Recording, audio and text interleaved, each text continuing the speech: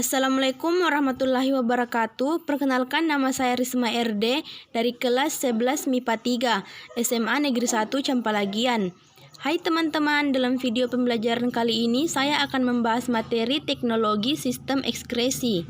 Tapi pertama-tama saya akan menjelaskan apa sih itu sistem ekskresi. Sistem ekskresi pada manusia adalah sistem yang bertugas untuk mengolah dan membuang zat sisa metabolisme dan racun dari dalam tubuh. Bagian-bagian sistem ekskresi yaitu yang pertama 1 ginjal, 2 hati, 3 kulit, dan yang terakhir 4 paru-paru. Dalam teknologi sistem ekskresi, saya akan membahas 3 materi saja, yaitu 1 transplantasi ginjal, 2 cangkok kulit, dan 3 hemodialisis. 1. Transplantasi ginjal adalah terapi penggantian ginjal yang melibatkan pencangkokan ginjal dari orang hidup atau mati kepada orang yang membutuhkan. Transplantasi ginjal menjadi terapi pilihan untuk sebagian besar pasien dengan gagal ginjal dan penyakit ginjal stadium akhir. Transplantasi ginjal dilakukan pada pasien gagal ginjal kronis tahap akhir, di mana fungsi ginjal sudah sangat menurun dan sudah terjadi penumpukan racun di dalam tubuh. Pasien yang membutuhkan cangkok ginjal akan menerima organ baru dari seorang donor. Seorang donor dapat berupa 1. Donor hidup yang masih berhubungan keluarga atau anggota keluarga dan relatif. 2. Donor hidup yang tidak berhubungan keluarga atau teman dan orang asing atau donor mati. Perlu diperhatikan terdapat beberapa kondisi yang dapat membahayakan proses transplantasi ginjal, seperti kanker yang tersebar di dalam tubuh, sedang mengalami infeksi, gangguan jantung, gangguan hati, dan penyakit paru-paru. Baiklah, selanjutnya yang kedua, cangkok kulit merupakan cangkok lapisan epidermis kulit yang dapat dipindahkan secara bebas. Kulit yang digunakan dapat berasal dari semua bagian tubuh, namun pada umumnya berasal dari paha, pantat, punggung, atau perut.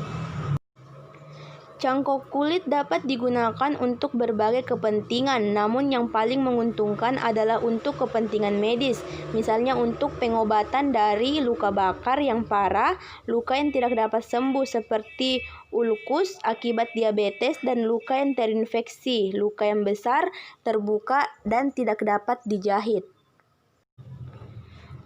Prosedur pencangkokan kulit umumnya meliputi 1. Pembiusan. Pasien menjalani pembiusan sesuai kondisinya dan kebutuhan prosedur operasi.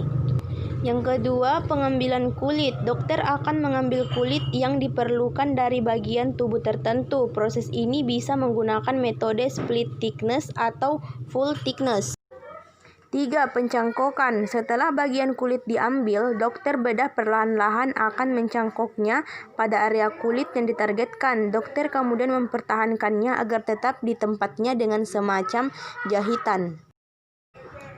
Apa saja komplikasi cangkok kulit? Seperti prosedur medis lainnya, cangkok kulit juga memiliki resikonya sendiri. Beberapa komplikasi cangkok kulit ini meliputi yang pertama 1. Alergi terhadap obat bius, yang kedua gangguan pernapasan, yang ketiga pendarahan, yang keempat infeksi, terutama di lokasi pencangkokan, yang kelima gangguan pembekuan darah, yang keenam penurunan sensasi atau indera peraba pada kulit, yang ketujuh perubahan warna pada kulit, permukaan kulit menjadi tidak rata. 3. Hemodialisis atau cuci darah berasal dari kata hemo artinya darah dan dialisis artinya pemisahan zat-zat terlarut. Hemodialisis berarti proses pembersihan darah dari zat-zat sampah melalui proses penyaringan di luar tubuh. Hemodialisis menggunakan ginjal buatan berupa mesin dialisis. Induksi cuci darah. Cuci darah dilakukan pada penderita gagal ginjal, baik gagal ginjal akut maupun gagal ginjal kronis. Cuci darah akan dihentikan jika ginjal tidak lagi mengalami kerusakan dan sudah bisa bekerja dengan baik. Akan tetapi, untuk gagal ginjal kronis, kerusakan pada ginjal sangat jarang bisa disembuhkan sepenuhnya sehingga penderitanya perlu melakukan cuci darah dalam waktu yang lama, bahkan seumur hidupnya. Komplikasi cuci darah: yang pertama hipotensis, yang kedua kram otot, yang ketiga mual dan kram perut, yang keempat nyeri dada dan punggung, yang kelima gatal-gatal, dan yang keenam gangguan tidur. Mungkin itu saja yang dapat saya jelaskan dalam materi teknologi sistem ekskresi. Kurang dan lebihnya mohon dimaafkan. Wassalamualaikum warahmatullahi wabarakatuh.